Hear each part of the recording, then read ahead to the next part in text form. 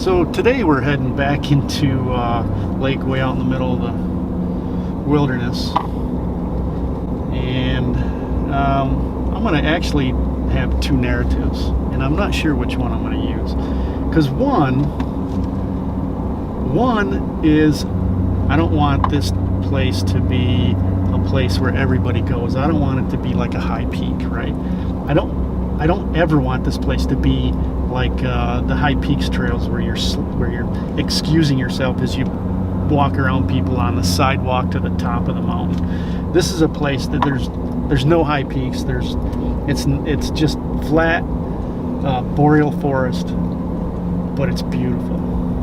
So anyways, we're heading back into a lake in the middle of the Five Ponds Wilderness. Beautiful area, beautiful lake. There's eskers, there's brook trout.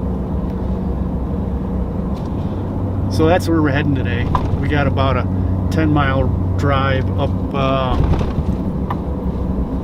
Main Hall Logging Road, and then we're gonna start walking.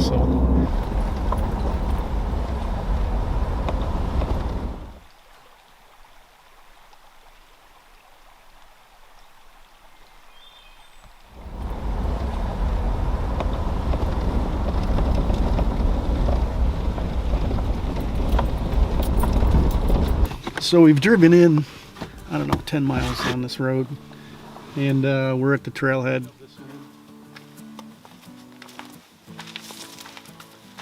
I don't know where, but I'll show you someplace.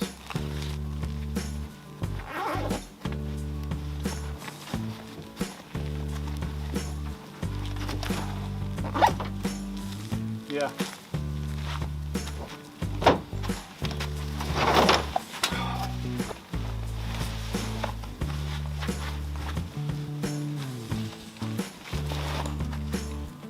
Okay, we're ready to roll.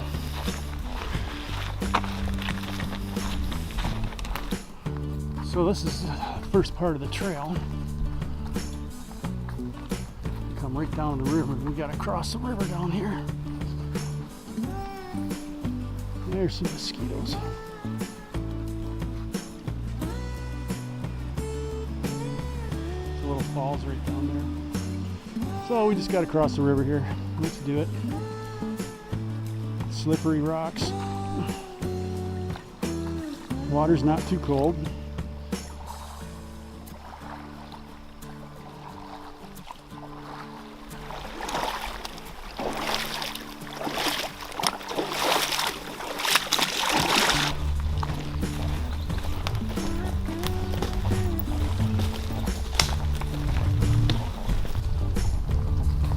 Okay. Now we got to set a pace to get us there before dark, or we're going to camp on the trail or paddle in the dark. Let's find out. Pretty nice.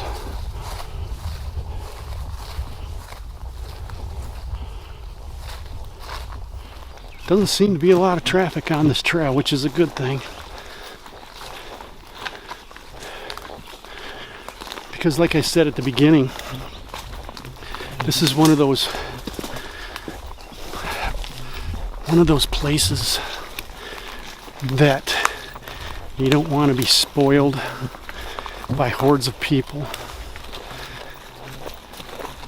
Hordes of people walking in here, and it's like Kevin and I were talking earlier about, the high peaks and, peak baggers, and this is not the high peaks. This is the boreal forest, low rolling hills, eskers, ponds, and you're not going to run into anybody out here.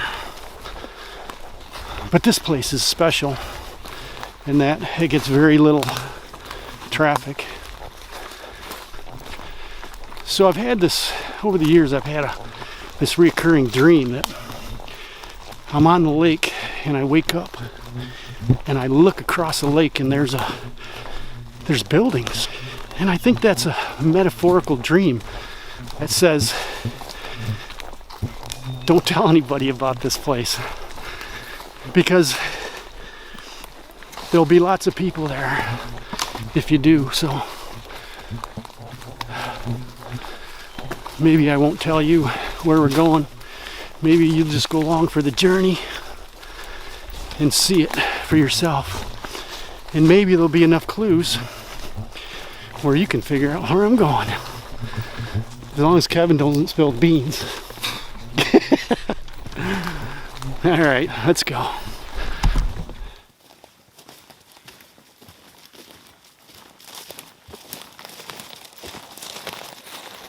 So we found some moose tracks. Yeah. We got one here, one there, and one there. Yeah, that's pretty cool. There's some human tracks in here. So this little turnoff up here, it's not marked. You have to know where it is.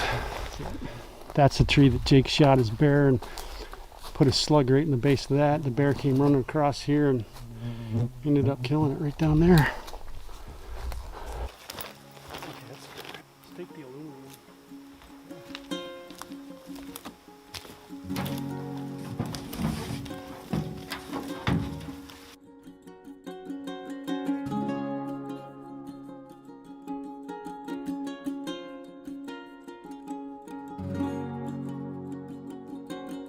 But now we just got a nice paddle. We got to pull over a couple beaver dams and we're good to go. So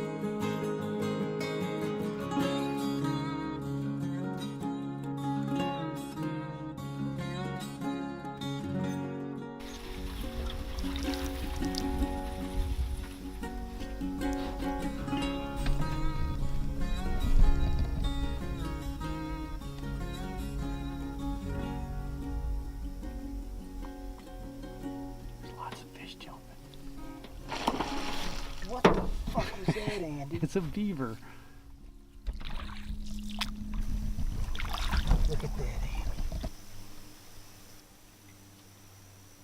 Can that water be any flatter? No, I know, right?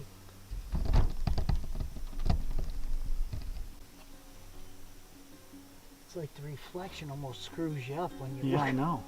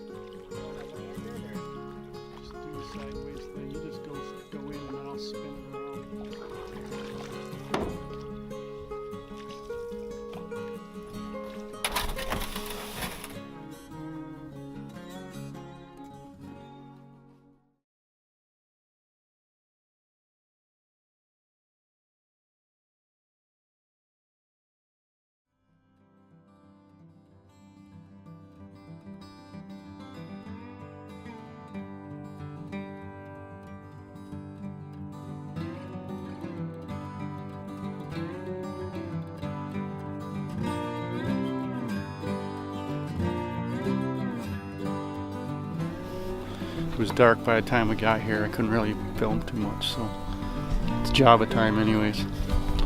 We're gonna drink some coffee.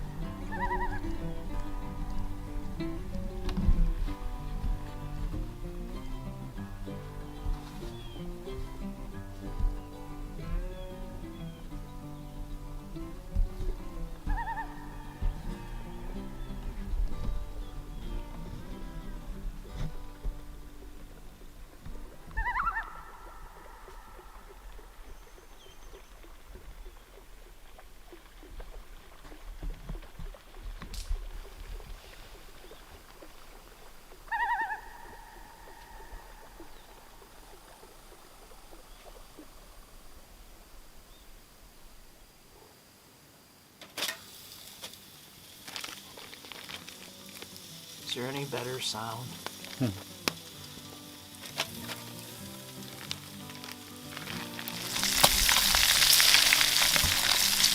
bad one.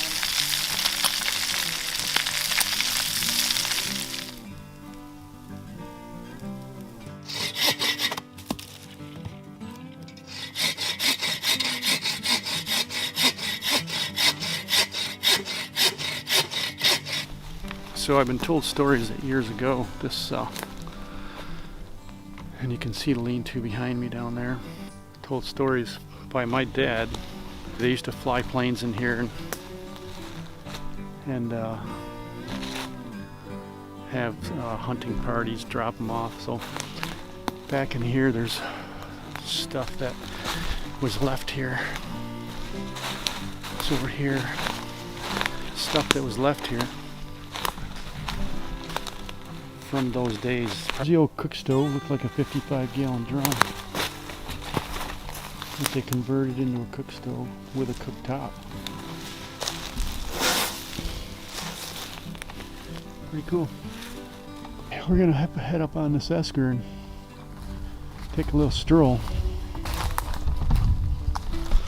So this esker runs between these two lakes.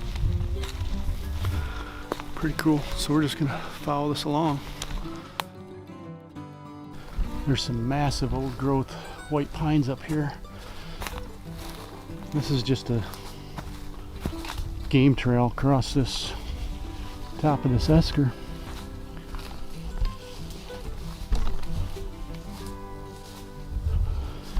You can see we've had numerous blowdowns. Some big trees got knocked down.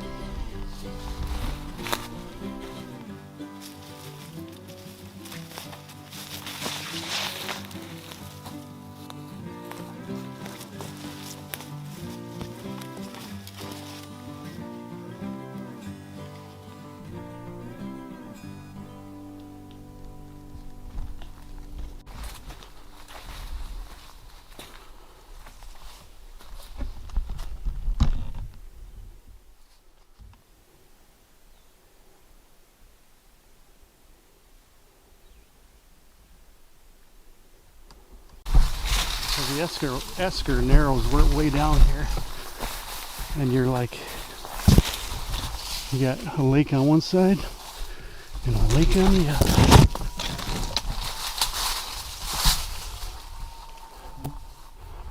It's a beautiful spot.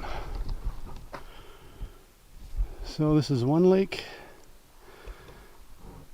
and this is the other lake.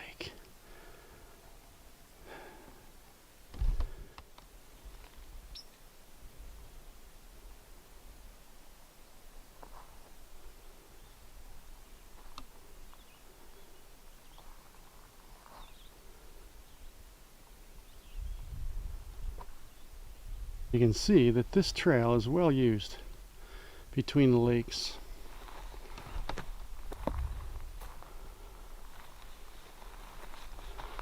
Right down there.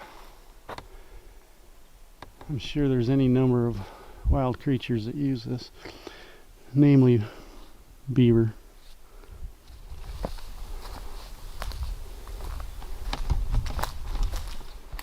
So I've been coming back to this area for quite a few years. My family were members of a local hunting club in the Watson's East Triangle long before the state bought it. So we've spent a lot of time back here. My grandfather brought my father back in here, and my father brought my brothers and I back in here. And so it's fair to say that we've spent a long time in this area. In all that time, I've never run into anybody on the lean-to, at this lean-to, but I've run into people on the trails. So it was a surprise to, after getting back to the lean-to, that this fellow walked into camp. And now this fellow is Sam Eddy, and he's a character. He's a lean-to caretaker for numerous lean-tos in the area. He's also an 80K trail boss. Does a lot of maintenance on the trails and the high peaks. He wears a lot of hats. He's volunteered well over 2,000 hours, I believe he said, doing maintenance work. And we sat down and had a good talk with him. So here's Sam Eddy. Yeah, we was here one time working this lean-to, refurbishing it, and had a couple guys from the DEC helping us here on this project, and they were going to give us a chicken barbecue back in the middle of nowhere, right? So he says, Sam, he says, I won't start this until I know you're coming. I said, you'll know I'm coming, right? So I sneak in the back way, and I pick up my buddy, and I find him on the trail. He's passed out, sound asleep because it's too much to get back in here. Wake him up, so we sneak up through here, get on the river, and we start paddling up through. But to paddle up through, he's got a paddle, and all I got is a roofing shovel to strip the roof off, right? To put a new roof on this thing. So I'm using that paddling across. So we come into the lake, right? I said, wait a minute, we got to stop for a minute. Them guys from the DEC are going to cook us dinner, a chicken barbecue, but they want to start this before I get here, right? So I had some skyrocket. Oh, boom! They heard it. And they knew you were coming, right? They knew we were coming, man. You know, one thing about volunteering, I've learned over the years, the more you put into something, the more you get back. Oh, yeah. Yeah. And I don't know, maybe I'm just got a lot of bullshit, been in the right places, right time, but I've got to do things that most people would just couldn't believe they could happen. So Sam stayed a while, told us a bunch of great stories, and I'm glad that he came into camp when he did. I'm glad that I met him. He's a great steward for the Adirondack Wild Force, and hopefully we'll see him again.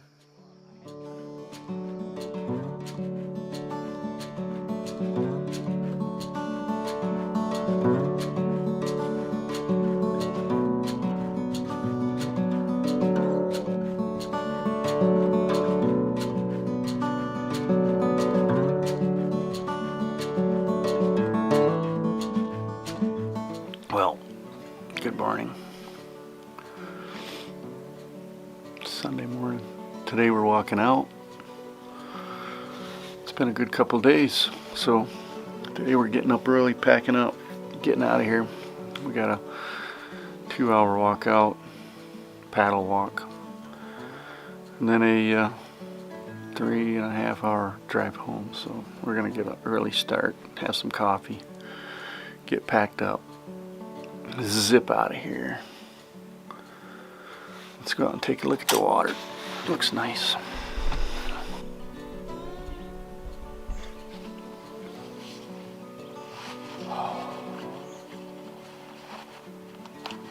There was a lot of little fish hitting the surface of that water last evening.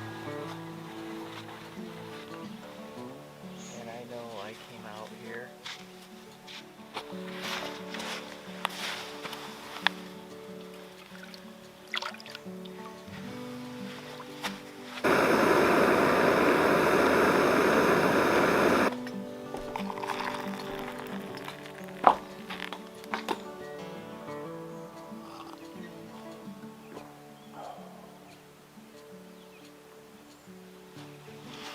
the sun's just coming up. And it's so quiet out here. The silence out here just amazes me. It's crazy.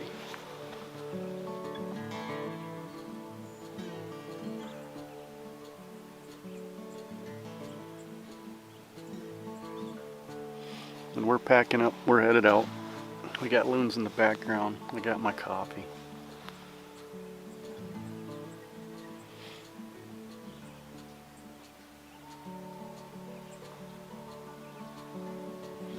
There's trout jumping in the lake.